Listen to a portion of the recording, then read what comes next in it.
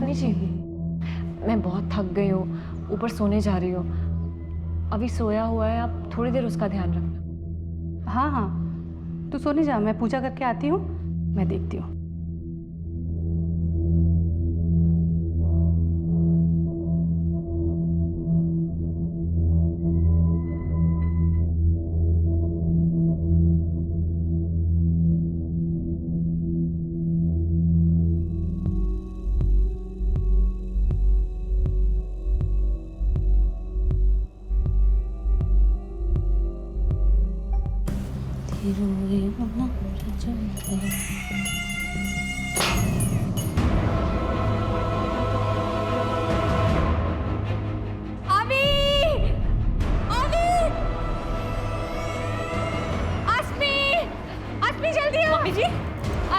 Mummy जी जल्दी आ बेटा, यावी को क्या हो गया? मम्मी जी, मम्मी जी,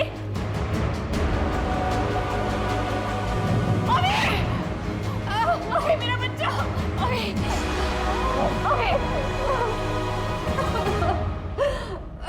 देखा जी, शांत हो जाइए। क्या आपने किसी को भागते हुए देखा था? नहीं। क्या हुआ होगा अस्मी जी के बच्चे को? पता नहीं, पुलिस पूरे घर की तलाशी कर रही है।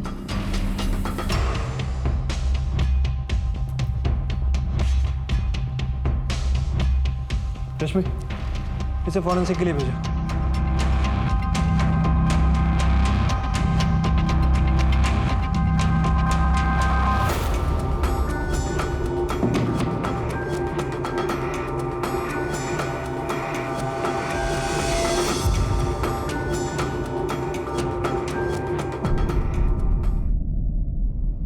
क्या हुआ बेटा?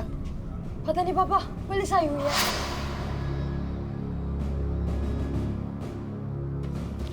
हाँ, अंदर नहीं जा सकते। अरे आप मुझे नहीं रोक सकते, हैं मेरे भाई का घर है। एक मिनट, क्या प्रॉब्लम है आपको? ये मेरे भाई का घर है। देखिए, आपके भाई और उसकी पूरी फैमिली अभी सिटी हॉस्पिटल में है। आप लोग चाहें तो वहां जाके मिल सकते हैं। अंदर मत आइए, आने मत देना किसी को।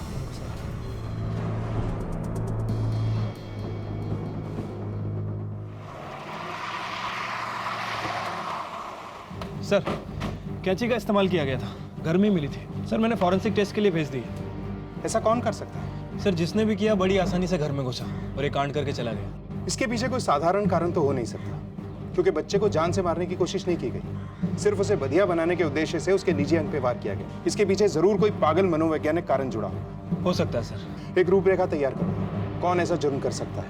क्या किसी को बेटा पैदा होने से तकलीफ थी, या फिर लड़के को अपने लिए कोई खतरा समझता हो? ठीक है सर। सर, मैं अड़ोस पड़ोस में भी पूछताछ करवाता हूँ। तब तक बच्चे के माँ बाप से एक बार फिर से बात करके देखते हैं, शायद अब वो कुछ बताने की स्थिति में हो। ठीक है सर।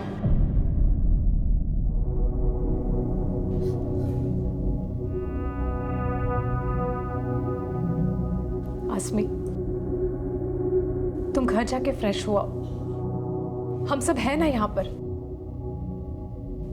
पता नहीं हमारे बच्चे के साथ कोई ऐसा कैसे कर सकता है। और वो किन्नर भी तो हो सकते हैं जो हमारे अभी के जन्म के बाद आए थे।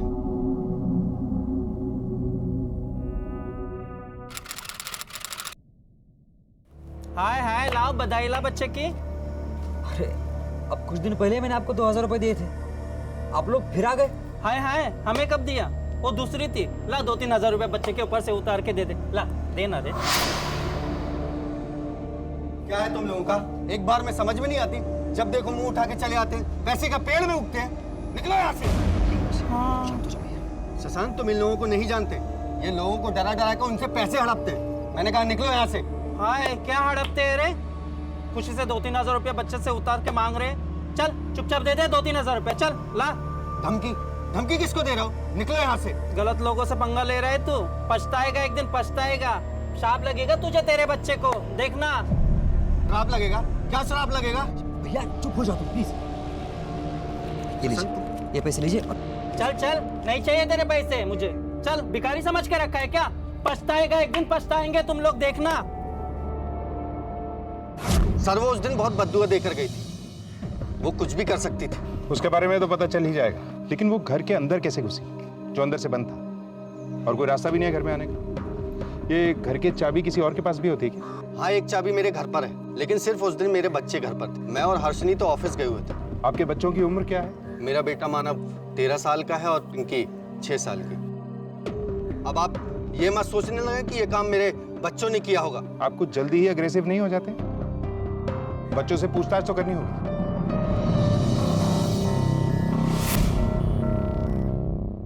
तुम्हें पक्का यकीन है कि उस घर में कोई नहीं आया था?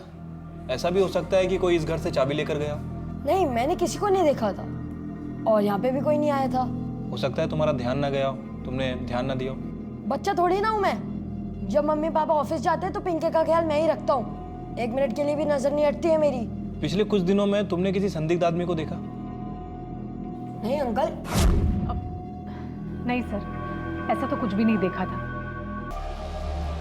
Thank you.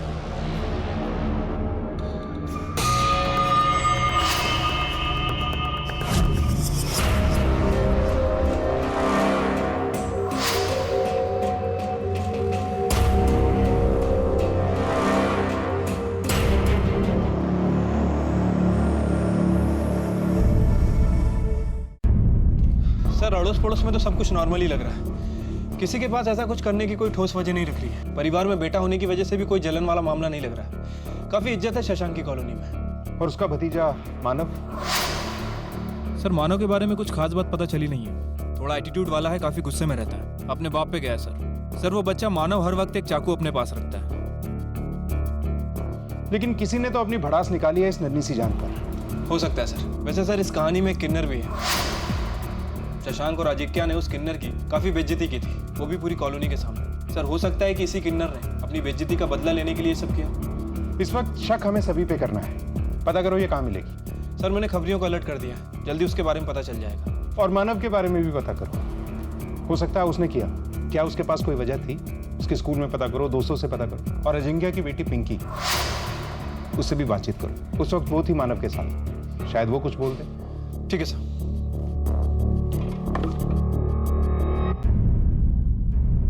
बेटा, घबराने की कोई जरूरत नहीं है। अगर आपको कुछ पता है तो आप हमें बता सकते हो।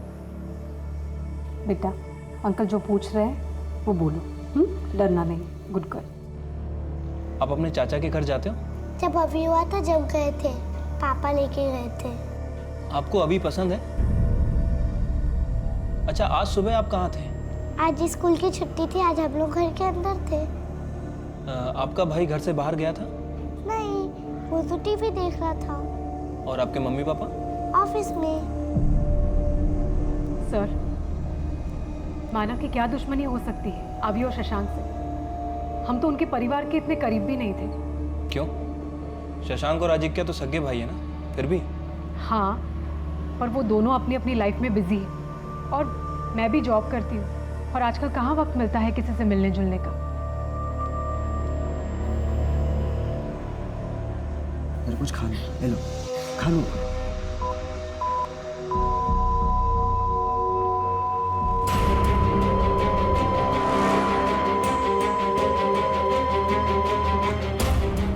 अरे रमेश, जल्दी से डॉक्टर को बुलाओ। नर्स, बच्चे को क्या हुआ? सर कुछ नहीं, आप डॉक्टर यहाँ कहाँ पर है? पे बच्चों को वेट देखना है मुझे अभी। डॉक्टर आ रहे हैं, वो चेक कर रहे हैं। सर प्लीज आप यहाँ पे वेट करिए। डॉक्टर साहब देखो ना बच्चों को क्या हुआ। डॉक्टर, सर एक मिनट, सर।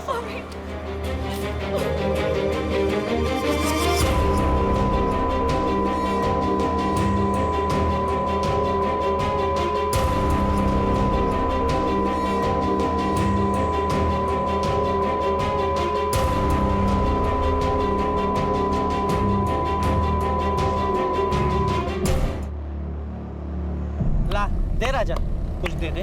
छूटा नहीं है मेरे पास, अब जा। अरे राजा, भला होगा तेरा। चिकने दे दे, दुआ देंगी मैं तुझे। नहीं तो आगे चल के तेरा एक्सीडेंट हो गया तो। ठीक है। ला दे। हाय हाय, भगवान अच्छा रखे।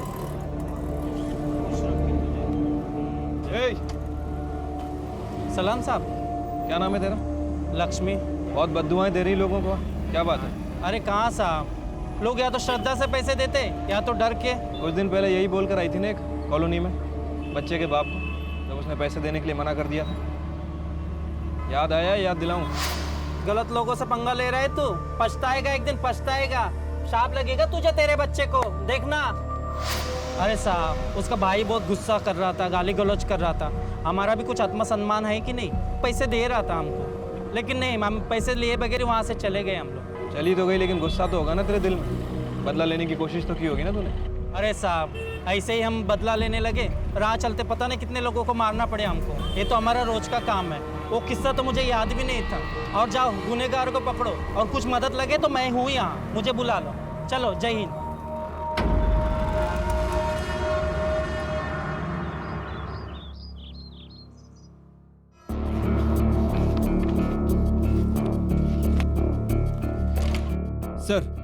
सर उस समय मानव घर में ही था, किसी ने उसे घर से बाहर निकलते हुए नहीं देखा। सर सैटरडे उसकी स्कूल की छुट्टी भी थी। और सर वो मानव दूसरे बच्चों को डराने के लिए चाकू रखा है, पर इस केस के साथ उसका कोई लेना देना नहीं है। हमने पूरी छानबीन की है। उस दिन वो अपनी बहन पिंकी के साथ ही था। और लक्ष्मी? सर लक्ष्मी उस दिन के बाद कॉलोनी में नहीं दिखी, और ना ही उसका कोई साथी। इनफैक्ट वो उस दिन रामनगर में थी। रामनगर में किसी के घर पे कोई बच्चा हुआ था। सर उस दिन के बाद शशांक की कॉलोनी में किसी भी संदिग्ध व्यक्ति को नहीं देखा गया। क्या हो सर? शशांक की फैमिली हिस्ट्री में एक बड़ी अजीब चीज पता चली है। ये देखो,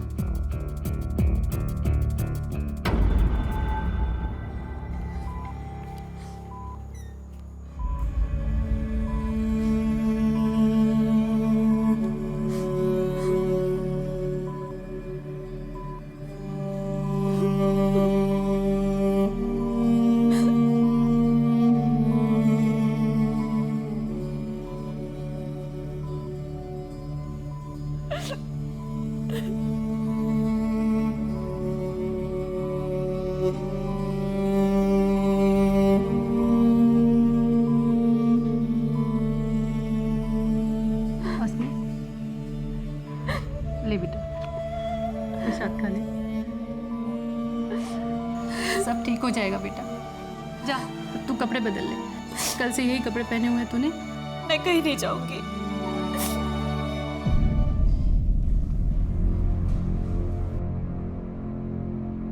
इंस्पेक्टर साहब।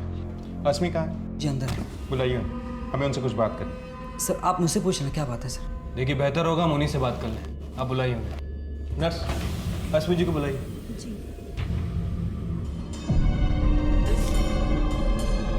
अस्मी मैम, आपको बाहर इंस्पेक्टर साहब बुला रहे हैं। मैं कहीं नहीं जाऊंगी अपने बच्चे को छोड़कर। मैम आपको बुला रहे हैं। कहा ना, नहीं जाऊंगी। सर वो नहीं आ रही हैं। ठीक है, तुम जाओ। जी सर आपको जो भी पूछना है मुझसे पूछिए। हमने आपकी फैमिली रिपोर्ट देखी है। अभी का जन्म आपकी शादी के 7 महीने के अंदर हुआ है, जबकि अस्मी जी की डिलीवरी प्रीमेच्योर नहीं थी। अस्मी की डिलीवरी की रिपोर्ट के हिसाब से अभी ठीक 9 महीने के बाद पैदा हुआ था। इसीलिए हमें अस्मी से बात करनी है। क्या आपको इसके बारे में पता था? कहीं शादी से पहले अस्मी जी का किसी नहीं सर, बिल्कुल नहीं। सर अस्मी शादी के पहले प्रेग्नेंट थी, लेकिन सर अभी मेरा ही बच्चा है। शादी के पहले मैं और अस्मी रिश्ते में थे।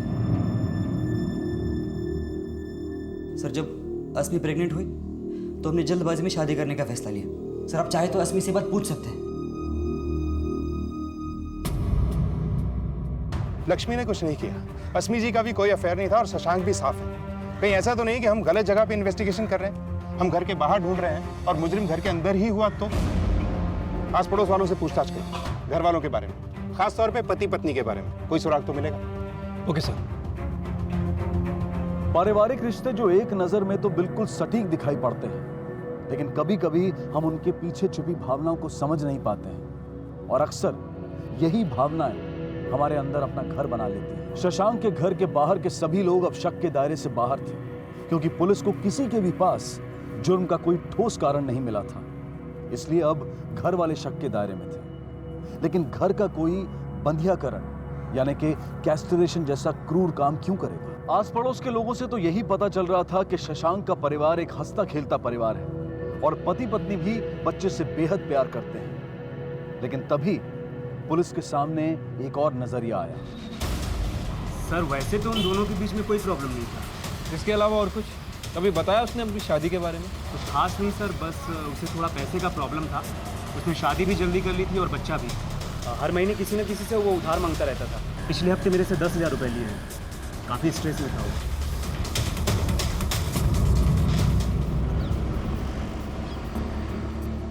सिर्फ पैसों की तंगी की वजह से कोई अपने ही बेटे के साथ ऐसा कर सकता है क्या?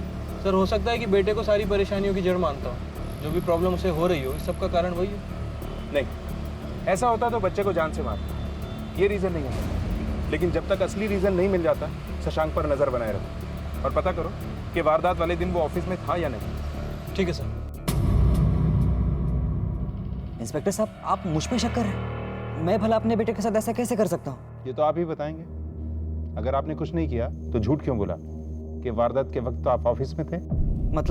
मतलब कि आप फैक्ट्री गए ही नहीं थे। देखिए, आपका बेटा एडमिट है, इसलिए शराफत से बैठा के पूछताछ कर रहे हैं, वरना हमारे तरीके तो सुने ही होंगे आपने। मैं उस दिन फैक्ट्री नहीं गया था। तो कहाँ गए थे? सर मैं और एक जॉब करता हूँ। अभी एक और जॉब कहाँ से आ गई? पहले क्यों नहीं बताया? असल में बताने लायक कुछ है ही नहीं सर। सर मैं कैब चलाता हूँ। गारमेंट कंपनी में जब छुट्टी होती है तब सैटरडे और संडे को भी। सर आप चाहिए तो मेरी कार कंपनी से डिटेल्स निकाल सकते हैं। सर कैब चलाकर मैं कुछ ज़्यादा पैसे कमाना चाहता था ताकि अपने परिवार की परवरिश कर सकूं। लेकिन सर मेरे बच्चे ने किसी का क्या बिगाड़ा था सर? इंस्पेक्टर साहब, जिसने भी मेरे बच्चे के साथ ये किया ना, आप उसको छोड़िएगा नहीं। लेकिन है कोई घर का ही, क्योंकि बाहर से कोई अंदर नहीं आया। लेकिन सर अगर शशांक ने नहीं किया तो उसके अलावा घर में केवल 2 ही लोग बचते, अश्मी और लेखा।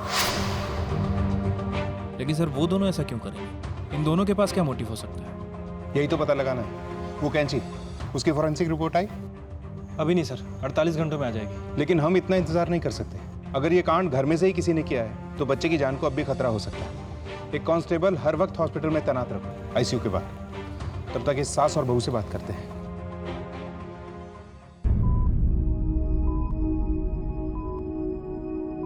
देखना, कोई इतनी नन्ही सी जान के साथ ऐसे कैसे कर सकता है? अस्मी जी, मुझे आपसे कुछ बात करनी है। अस्मी बेटा, तुम इंस्पेक्टर साहब से बात कर लो। अभी को मैं देखता हूँ बेटा। जाओ बेटा। आइए।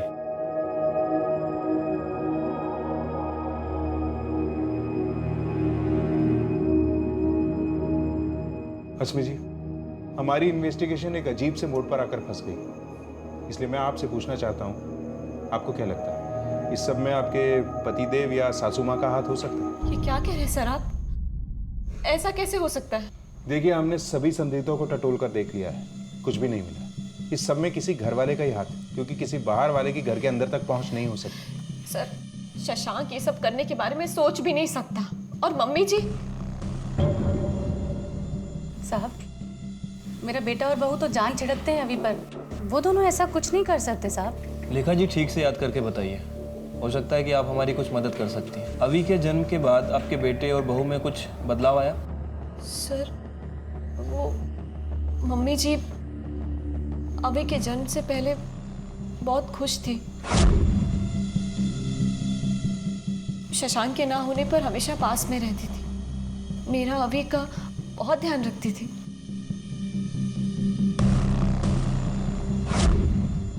फिर थोड़ी बदल गई, पता नहीं क्यों। अस्मी थोड़ी चिड़चिड़ी हो गई थी, बहुत डिप्रेस रहने लगी थी अभी के जन्म के बाद। कुछ अलग सा बर्ताव करने लगी। अभी का सारा काम मैं करती थी, उसे संभालती थी। मम्मी कुछ ख्याल भी नहीं करती थी। पर आजकल तो ये होता ही है साहब। वो क्या कहते हैं उसे, पोस्टमार्टम डिप्रेशन। हाँ हाँ, शायद वही होगा। पर साहब, मुझे नहीं लगता मेरी बहू ऐसा कुछ कर सकती है। नहीं सर, मम्मी ऐसा नहीं कर सकती।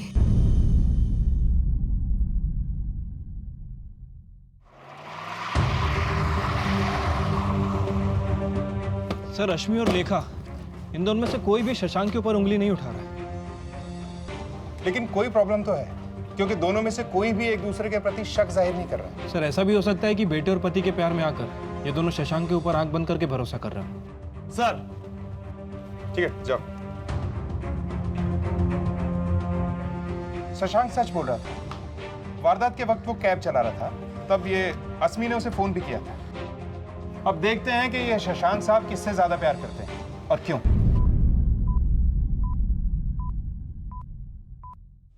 इंस्पेक्टर साहब आए थे, उन्हें शक है कि घर वालों में से किसी ने ये किया है। ऐसा कैसे हो सकता है?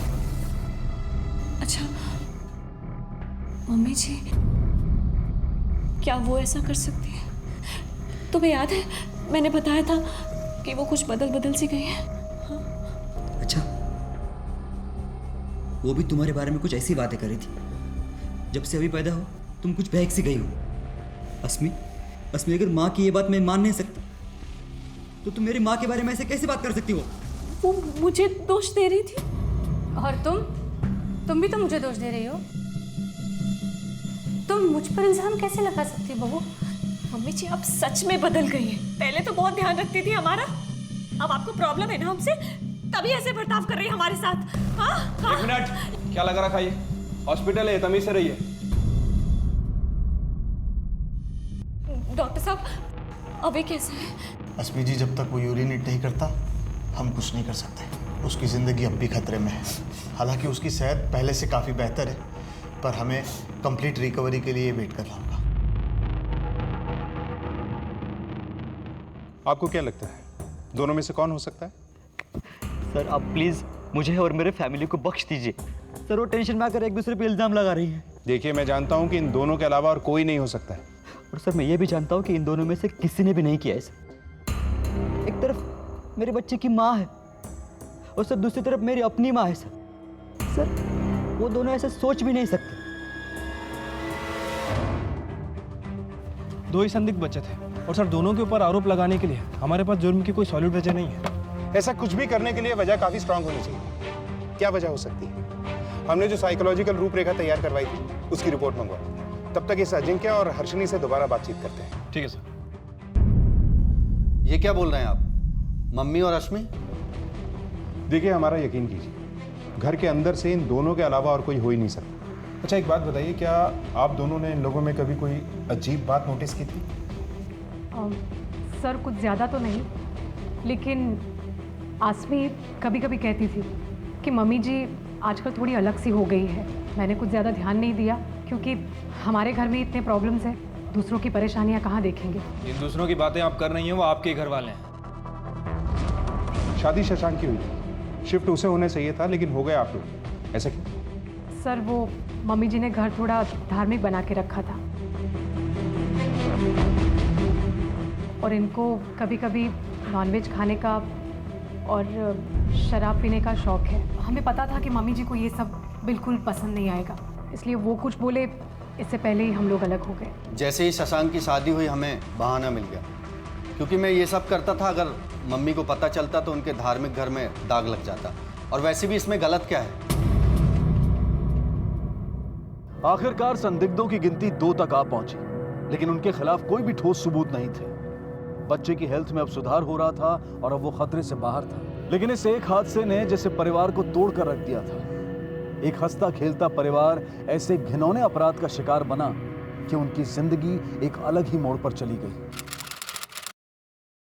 अब आपका बच्चा बिल्कुल ठीक है, आप इसे घर ले जा सकते हैं। Thank you doctor.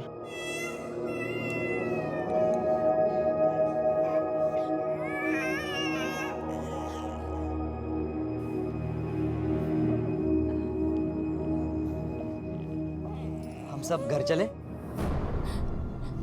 नहीं, मैं उस घर नहीं जा सकती। मम्मी जी है वहां पर। जब तक मम्मी जी है उस घर में, मेरा अभी सेफ नहीं है। मैं नहीं जा सकती। मैं अपने मम्मी पापा के साथ जा रही हूँ। अस्मी तुम क्या बात कर रही हो? मम्मी जी को अजिंक्य भैया के साथ भेजेंगे तभी मैं आऊंगी। अस्मी मम्मी हमारे साथ रहेगी। तुम्हारा दिमाग खराब हो गया? आप मम्मी के ऊपर शक कर रहे हैं? अभी उनका पोता है। नहीं, मैं नहीं रह सकती उस घर में। मैं जा रही हूँ, मैं अपने मम्मी पापा के साथ जा रही हूँ। सॉरी। अस्मी, अस्मी तुम मेरे बच्चे के साथ ऐसा नहीं कर सकते। अस्मी। शशांक बेटा, ये जगह इन सब बातों के लिए ठीक नहीं है। जाने दे उसे, सब ठीक हो जाएगा धीरे धीरे। चल हम सब घर चलते हैं, सब ठीक हो जाएगा बेटा। माँ,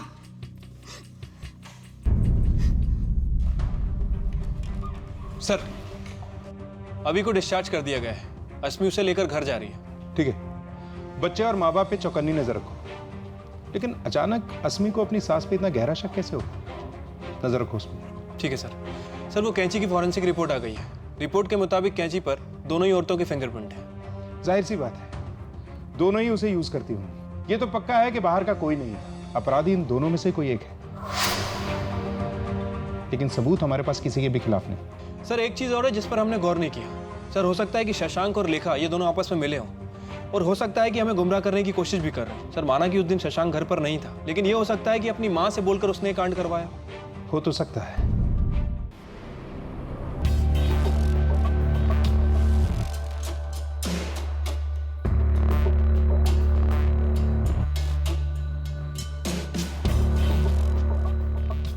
शशांक, चाय ठंडी हो रही है बेटा, तुझे फैक्ट्री नहीं जाना?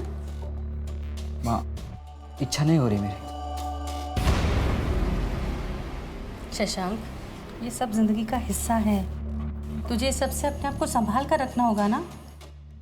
हम सब है ना, सब ठीक करेंगे। चलो उठ।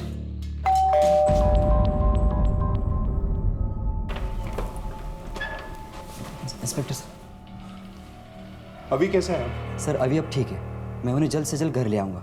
बस वो ज़रा सी डरी हुई सी है। मुझे तो चिंता इस बात की है साहब कि अभी उस पागल औरत के पास है। मैं तो शशांक से कह रही हूँ कि अभी को ले आए और भूल जाए उस औरत को। माँ बस करो अब, कितनी बार बता चुका हूँ कि अस्मी अपने बच्चे पे एक आंच तक नहीं आने देगी। पता नहीं शशांक तुम्हारी आंखें कब खुलेंगी। शशांक जी, हम आपका डीएनए टेस्ट करवाना चाहते हैं। आई होप आपको कोई आपत्ति नहीं हो। अस्मी शादी से पहले ही प्रेग्नेंट हो गई थी, इसलिए इस बात की पुष्टि कराना बहुत जरूरी है कि ये बच्चा आपका है। सर आपको अभी भी लगता है कि अस्मी का कोई अफेयर था और उसी के चलते मैंने बच्चे पे हमला किया?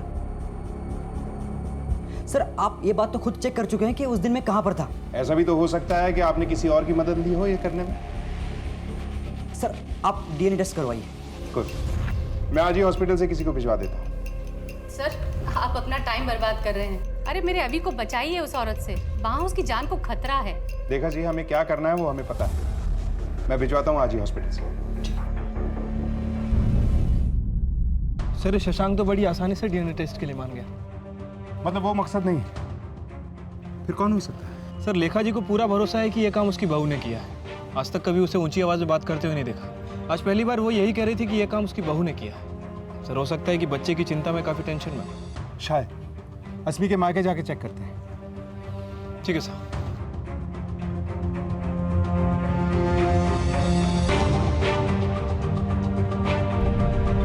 मैं जितना ही इस बारे में सोचती हूँ उतना ही मेरा फैसला पक्का होता जाता है। मम्मी जी के रहते हुए अभी वहाँ सुरक्षित नहीं है।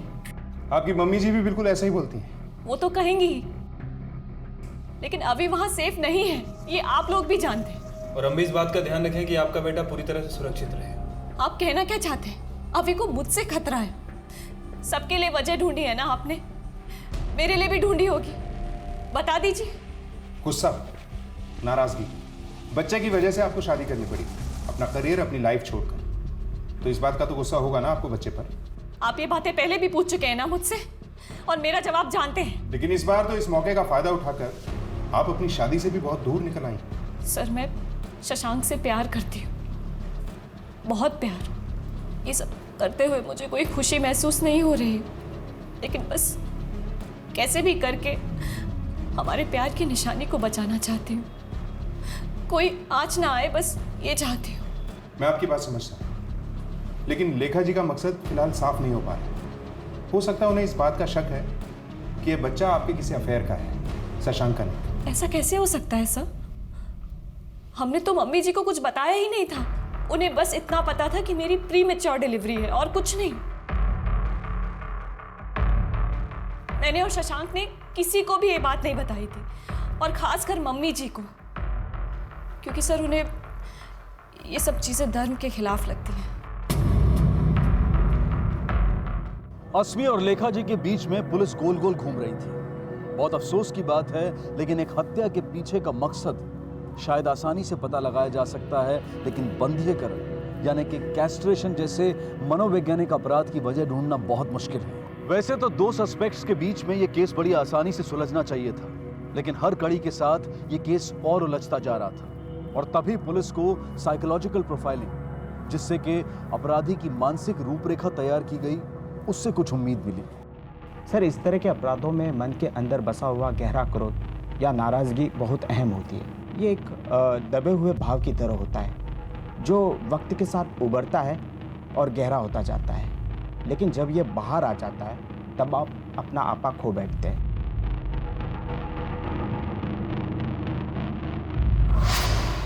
सर, लेखा जी को पूरा भरोसा है कि ये काम उसकी बहू ने किया है।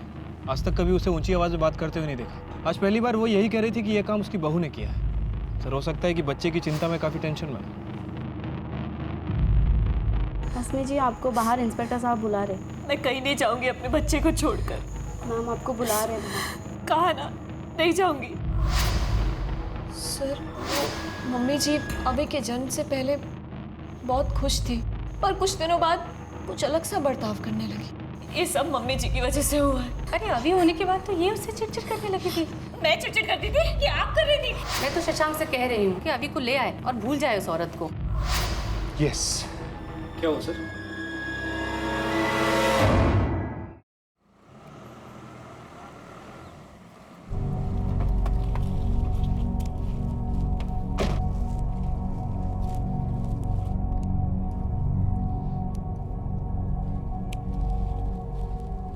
लेखा जी, नमस्कार। नमस्कार। आपसे कुछ बात करनी थी। चलिए ना, अंदर चल के बात करते हैं। नहीं, आप करिए, काम करिए प्लीज।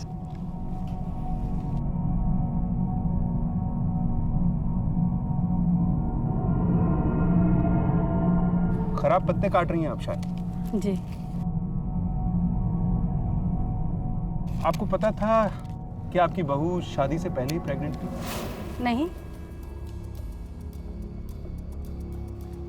अरे, आपके लिए तो ये बहुत चौंकाने वाली खबर रही होगी जब आपने पहली बार ये सुना होगा। लेखा जी, आप बहुत धीरज और हिम्मत वाली हैं। आपकी जगह अगर कोई और होता ना तो अपना आपा खो बैठता। वो तो है। अरे, सरासर गलत बात है, पाप है। समाज ऐसे बच्चे को स्वीकार करेगा? परिवार के नाम का क्या होगा? और आप, अरे समाज को क्या जवाब देंगे आप? और आपकी आंखों के आगे पनपता रहेगा ये पाप। पाप तो है, और हमारी धार्मिक अस्मिताओं के भी खिलाफ है, हमारे सम्मान के खिलाफ है, किसी की भी सहनशीलता के परे है। अधर्म है ये, सरासर अधर्म है साहब। हाँ, और ऐसे घर में जिसे आपने इतने वर्षों से इतना पवित्र रखा, अचानक एक बच्चा आता है और सब कुछ बर्बाद। इसीलिए तो शुद्ध कर दिया उसका लिंग काट कर। मेरे बेटे और बहू ने तो मुझे बताया भी नहीं कि बहू शादी से पहले से प्रेग्नेंट थी। 15 दिनों में उन्होंने मुझे ये खुशखबरी सुना दी।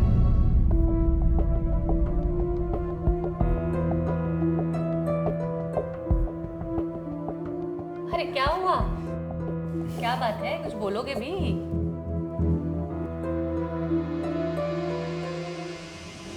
जी बोलो। आप दादी बनने वाले। मुझे तो शक भी नहीं हुआ साहब। मैं बहुत खुश थी, बहुत ध्यान रखती थी अपनी बहू का। पर उस दिन जब मैं उसे रेगुलर चेकअप कराने डॉक्टर के पास लेकर गई, तब मुझे पता चला।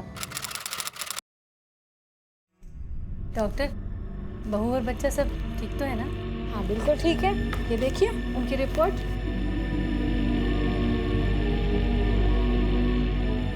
डॉक्टर, ये बच्चा कुछ ज़्यादा जल्दी बड़ा नहीं हो रहा? जल्दी तो नहीं, 5 महीने में बच्चे का इतना ही विकास होता है।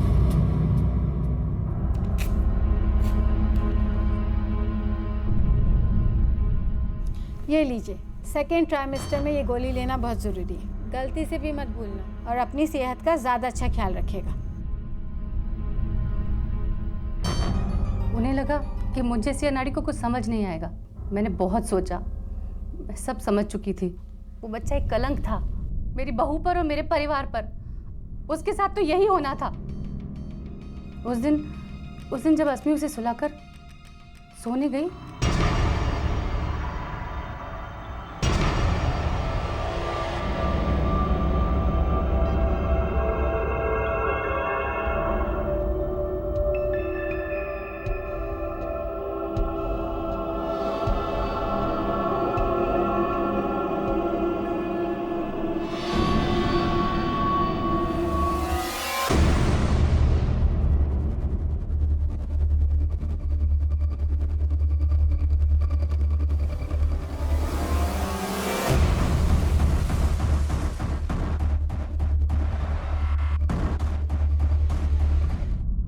उसका शुद्ध करना जरूरी था ताकि उसमें से उस पापी औरत का खून निकल जाए। और तुम्हारा बेटा, ये बच्चा उसका भी तो था। तो संयम रखना औरत की जिम्मेदारी है और शादी से पहले शारीरिक संबंध रखना हमारे धर्मशास्त्रों के खिलाफ है। लेकिन उसके बाद इन दोनों ने शादी की। आप नहीं समझोगे इंस्पेक्टर, पाप तो पाप ही होता है ना। धर्म और शास्त्र की इस अजीब व्याख्या का हर्जाना एक नन्ही सी जान को भुगतना पड़ा। और बड़े दुख की बात है कि एक औरत होकर भी लेखा जी अस्मी के बारे में ऐसे ख्याल रखती थी। और उससे भी ज्यादा दुख की बात यह है कि उन्हें अपने पोते से जरा भी लगाव नहीं था। उस बच्चे की गलती सिर्फ इतनी सी थी कि वो उनकी मर्यादा के दायरे के अंदर पैदा नहीं हुआ था। लेकिन ये दायरे बनाने का हक हमें देता कौन है? और इन सब बातों में उस नन्ही सी जान अभी का क्या दोष था?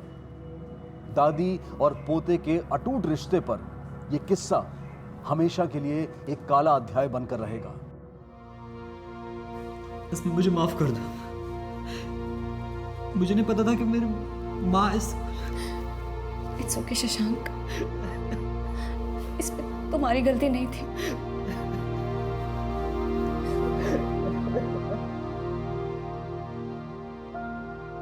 गुस्सा, प्यार, नफरत, जरूरत से ज्यादा कोई भी चीज अपराध को जन्म देती है। और इस अपराध की वजह लेखा जी के अंदर पनप रहा द्वेष ही था। ईश्वर और धर्म में अटूट श्रद्धा रखना गलत नहीं है, लेकिन फिर कौन सा धर्म और ईश्वर एक मासूम बच्चे पर इस तरह के अपराध को सही साबित कर सकता है? तब कहां जाता है भगवान का डर? धर्म के नाम पर हम कब तक ऐसी क्रूरता करते रहेंगे? कब अंधविश्वास के खिलाफ हमारी आंखें खुलेंगी और हम अपने बच्चों के लिए एक सुरक्षित दुनिया बना पाएंगे? इन सारे सवालों का जवाब हमें आज नहीं तो कल अपने आप को, अपने बच्चों को और अपने भगवान को देना होगा। इसी विचार के साथ अब मैं अनूप सोनी आपसे विदा लेता हूं। फिर मुलाकात होगी अगले एपिसोड में एक और चौंका देने वाले केस के साथ। तब तक अपना और अपने परिवार का ख्याल रखें और देखते रहें क्राइम पेट्रोल डायल 100। सबक एक को, सीख हम सबको।